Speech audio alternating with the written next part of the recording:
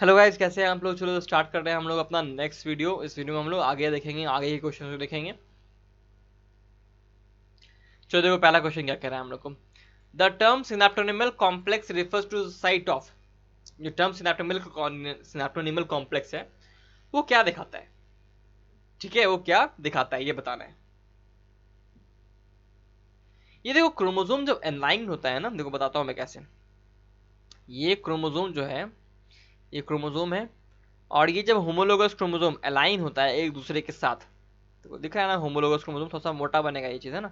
ये है homologous chromosome. इसके बीच में ये है सिनेप्टोनिमल कॉम्प्लेक्स हमारा, ठीक है। ये है सिनेप्टोनिमल कॉम्प्लेक्स। ये क्या दिखा रहा है बताओ। ये दिखा रहा है कि क्रोमोसोम किस ढंग से अलाइनमेंट है, क्या उनका अलाइनमेंट कैसा है। तो ये दिखाता है क्रोमोसोम अलाइनमेंट को, और रिकॉम्बिनेशन को भी शो करता है सिनेप्टोनिमल कॉम्प्लेक्स, ध्यान रखिएगा, ठीक है।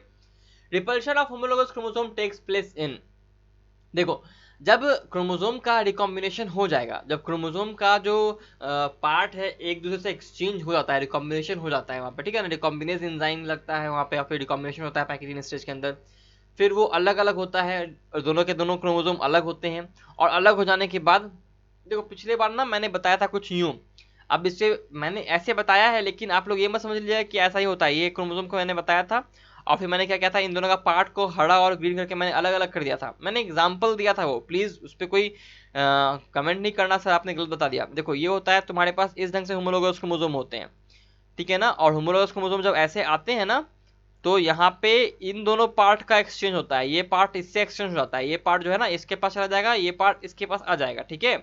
ऐसा होता है यहाँ पे, बिकॉज यहाँ पे जो क्रोमोसोम होता है ना वो डिवाइड कर चुका होता है, डीएनए का रेप्लिकेशन हो चुका होता है। ये बात ध्यान रखना है आप लोग को, मैंने वो एग्जाम्पल दिया था, ठीक है। दिल पे नहीं लेना, किडनी पे लेना, ठीक है। इसलिए कुछ कुछ बातें किडनी पे लेनी चाहिए, समझ गया होगा क्यों लेनी चाहिए, दिल पे लोगे तो प्रॉब्लम होता है। ओके, और यहाँ पे जब ये पार्ट जब जुड़ता है इसको सिनेप्टोनिमल कॉम्प्लेक्स कहते हैं, ठीक है। आगे बढ़ते हैं। रिपल्शन जो होता है, आप देखो, ये जो रिपल जब मैंने जब क्रोमोसोम अभी दिखाया आप लोग को, वहाँ पे जो हमारे पास दो होमोलोगस क्रोमोसोम थे, जब एक दूसरे के ऊपर रिपल्शन करेंगे तो एक दूसरे दूर जाएंगे।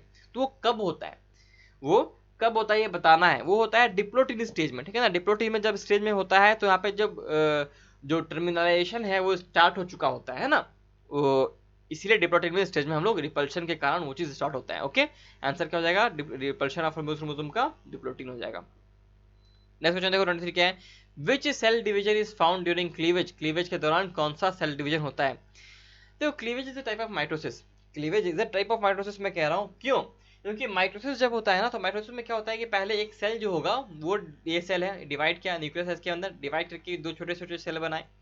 ये छोटे छोटे सेल जो होंगे अब बड़े होंगे, अपना ग्रोथ करेंगे, ग्रोथ करके दोनों बड़े बड़े सेल बन जाएंगे, और फिर इनमें डिवीजन होगा बाद में। लेकिन क्लीवेज जो होता है वो क्या होता है कि एक सेल है, एक सेल है मेरे पास, वो डिवाइड किया, डिवाइड करने के बाद इस सेल के अंदर दो सेल बन गए छोटे छोटे, ठीक है ना। अब ये सेल दोबारा डिवाइड किया, अब इस सेल के अंदर छोटे छोटे चार सेल बन गए, ठीक है ना, इस ढंग से। लेकिन सेल का साइज बढ़ता नहीं है, हर सेल डिवाइड करता चला जाता है, और उस सेल का साइज बढ़ता भी नहीं है। ये होता है हमारे लिए क्या, क्लीवेज के दौरान। तो क्लीवेज क्या है, क्लीवेज क्या है, क्लीवेज बताना है क्या है, तो बताओ क्लीवेज क्या है। क्लोज्ड माइटोसिस है, is a type of mitosis, मैंने पहले ही कहा था, तो उसका आंसर सीधे सीधे माइटोसिस नहीं होगा, इज अ क्लोज्ड माइटोसिस। यहाँ पे ग्रोथ जो होता है वो नहीं हो रहा, ठीक है ना, सेल बस डिवाइड कर रहा है। और कब देखने को मिलता है, जब जाइगोट जब म्यूसिस करता है, जाइगोट जब माइटोसिस करता है, सॉरी, जाइगोट जब माइटोसिस करता है तब उसको क्लोज्ड माइटोसिस कहते हैं, क्लीवेज कहते हैं, ठीक है ना। उसी तरह से वो ब्लास्टोमियर बनाता है, कई सारे ब्लास्टोमियर बनाता है ना, मोरिला बनाया, फिर ब्लास्टुला बनाया, गैस्ट्रुला बनेगा। तो उसी तरह से जो उसमें जो ब्लास्टोमियर्स हैं, जो अलग अलग सेल्स हैं, वो बनते हैं किस डिवीजन से, क्लीवेज से बनते हैं, जिसको क्लोज्ड माइटोसिस कहते हैं। Next question, a stage in mitosis that starts towards the middle of the anaphase and is completed with the telophase is. Anaphase के बीचों बीच वो स्टेज स्टार्ट होता है और टेलोफेज के समय खत्म हो जाता है, ठीक। ये बताना है कि कौन सा स्टेज है। Division of cytoplasm after completion of nuclear division is called. देखो सेकंड जो क्वेश्चन है ना, बड़ा अच्छा क्वेश्चन है, लेकिन बहुत इजी क्वेश्चन है, बहुत इजी क्वेश्चन। ऐसे ही होता है जब यही क्वेश्चन पूछा जाए आपसे और ऑप्शंस भी यही रहे, लेकिन एग्जामिनेशन का जो क्वेश्चन का जो पैटर्न है वो हार्ड हो जाए, या फिर ये कहा जाए कि एग्जामिनेशन का लेवल जो है, पेपर का लेवल हार्ड था, इजी था, इसी तरह से क्वेश्चन डिफाइन करता है। अगर ये क्वेश्चन आएगा ना, तो पेपर का लेवल थोड़ा सा ऊपर चला गया, ये आया तो पेपर का लेवल थोड़ा सा घट गया। आंसर वही है, कॉन्सेप्ट वही है, चीजें वही है, ठीक है। A stage in mitosis that starts towards the middle of anaphase and completed towards telophase। ये चीजें बहुत कम लोग बताते हैं। वो बच्चों को क्या लगता है कि टेलोफेज खत्म हो जाएगा ना, बच्चों को क्या लगता है कि ये सेल है, सेल में दो अलग अलग न्यूक्लियस बन गए और सब चीज बन चुका है, अब यहाँ पे साइटोकाइनेसिस स्टार्ट होगा। ऐसा नहीं होता। जब सेल ना यहाँ पे एनाफेज हो ही रहा होता है ना, एनाफेज जब हो ही रहा होता है, यहाँ पे अलग अलग क्रोमोसोम रहते हैं, समझ जाओ कि क्रोमोसोम है यहाँ पे, तभी साइटोकाइनेसिस स्टार्ट हो चुका होता है। और टेलोफेज खत्म होते होते ये पूरा का पूरा सेल जो है ना अलग अलग डिवाइड कर चुका होता है। ठीक है, समझे?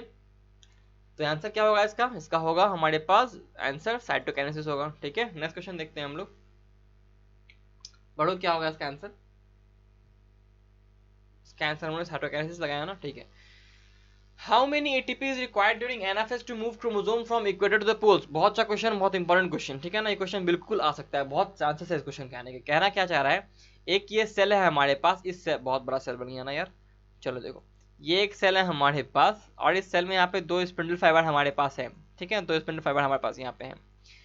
एक स्पिंडल फाइबर को यहाँ पे जो क्रोमोसोम था, यहाँ पे जो क्रोमोसोम था उसको यहाँ तक लाने के लिए, यानी एक पोल तक लाने के लिए, ये जो यहाँ पे है ना, ये मूवमेंट करेगा इस तरफ, ये मूवमेंट इस तरफ करेगा। तो इस सेंटर से, मेटाफेजिक प्लेट से इस तरफ लाने के लिए कितना एटीपी खर्च होता है एक क्रोमोसोम को लाने के लिए? एक क्रोमोसोम को लाने के लिए how many ATP is required to during anaphase to move chromosome from equator to poles? Answer क्या है इसका? आंसर है 30 एटीपी, 30 एटीपी खर्च होता है। ठीक है ना, आपको लग रहा होगा कि क्वेश्चन अगर आप लोग ने बनाए हैं किसी इंस्टीट्यूट्स के अंदर, या फिर किसी भी आप ऑफलाइन या फिर ऑनलाइन इंस्टीट्यूट में पढ़ते होंगे, तो आपने देख रहा होंगे कि ये सारे के सारे क्वेश्चंस सब उसमें शामिल है। ये इसीलिए बिकॉज यही क्वेश्चंस आते हैं, इसलिए मैं कह रहा हूँ कि ये क्वेश्चन देखने से आपका बहुत फायदा होने वाला है। जिन बच्चों ने वो सारे क्वेश्चंस नहीं बनाए उनका बन जाएगा। Mitosis is the process by which eukaryotic cell, mitosis एक प्रोसेस होता है जिससे यूकैरियोटिक सेल क्या करता है बताओ? मल्टीप्लाई करता है। ठीक है ना, ग्रो नहीं कहेंगे, ग्रो नहीं कहेंगे। यूकैरियोटिक सेल तो अमीबा भी है, अमीबा भी यूकैरियोटिक सेल है, लेकिन वो डिवाइड कर जाएगा, मल्टीप्लाई कर जाएगा ना।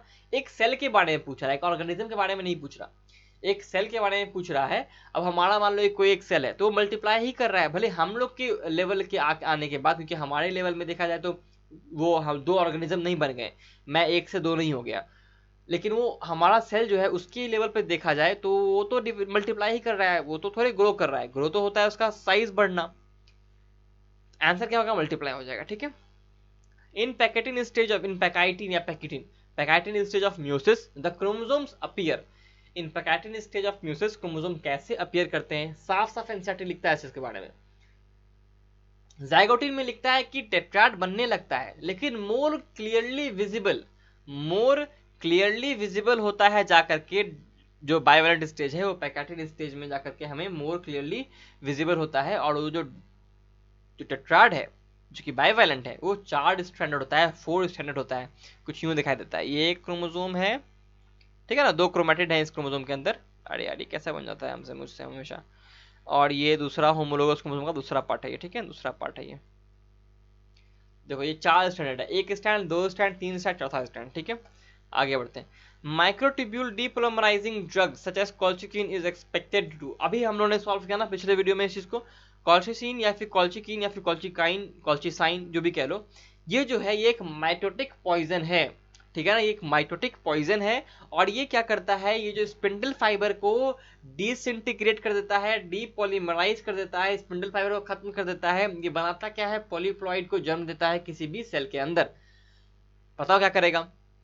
इनहिबिट कर देगा ना, इनहिबिट कर देगा ये क्या चीज के फॉर्मेशन को? स्पिंडल फॉर्मेशन को माइटोसिस के दौरान। आंसर क्या हो जाएगा? ए इसका 28 का। Second last question, recombination of genes occur at, recombination कहाँ होता है? अभी इसी वीडियो में हम लोगों ने इस बारे में बात किया कि रिकॉम्बिनेशन नॉड्यूल कहाँ बनता है। रिकॉम्बिनेशन नॉड्यूल बनता है जहाँ रिकॉम्बिनेशन होता है, जहाँ पे एक क्रोमोसोम होता है अपने होमोलोगस क्रोमोसोम से अपना जो डीएनए का मटेरियल है कुछ सेगमेंट एक्सचेंज करता है ना, उसको रिकॉम्बिनेशन कहते हैं। कॉम्बिनेशन जो था वो दोबारा रिकॉम्बाइन हुआ, ऐसे रिकॉम्बिनेशन कह रहे हैं। इंजाइम लगता है रिकॉम्बिनेज इंजाइम, और ये होता है मियोसिस 1 में, मियोसिस के प्रोफेज 1 में, मियोसिस के पैकाइटिन स्टेज में, मियोसिस के। ठीक है ना, यानी कि pachytene stage of prophase 1 of meiosis 1 of meiosis. ठीक है, आंसर क्या हो जाएगा? Prophase 1 of meiosis. आंसर 29 का हो जाएगा बी। 30 का देखते हैं last question, the second division of meiosis is called. देखो पहला डिवीजन जो होता है ना वो रिडक्शनल डिवीजन होता है। मियोसिस 1 होता है और मियोसिस 2 होता है, ठीक है, मियोसिस 2 होता है। तो मियोसिस 1 जो है और मियोसिस 2 जो है, समझो कैसे है। मियोसिस 1 जो है वो है कैसा, रिडक्शनल डिवीजन, उसमें क्रोमोसोम का नंबर घट जा रहा है, 2n से n हो गया। लेकिन म्यूसिस 2 जो है वो होता है इक्वेशनल डिवीजन, उसमें कुछ भी नहीं अलग अलग होता, उसमें कुछ अलग थलग नहीं होता है, ठीक है ना। और ये क्या होता है इसका आंसर, बताओ क्या होगा इसका आंसर, इक्वेशनल डिवीजन हो जाएगा। म्यूसिस 2 को ही सेकंड डिवीजन कहा है म्यूसिस का इसके अंदर, तो इसमें आंसर हो जाएगा इक्वेशनल डिवीजन। ये बिल्कुल माइटोसिस की तरह होता है, आंसर हो जाएगा ए, इक्वेशनल डिवीजन, ठीक है। म्यूसिस 1 के बारे में पूछता था कि first division of meiosis is called, तो कहते हैं रिडक्शनल डिवीजन या फिर रिडक्शन डिवीजन, ठीक है। तो ये वीडियो हमारा खत्म होता है, लास्ट क्वेश्चन हम लोग 650 के ऊपर आगे खत्म किए हैं। अगले वीडियो में मिलते हैं आप लोगों से, तब तक के लिए stay smart, study smart and work hard and stay healthy guys, stay smart also, okay.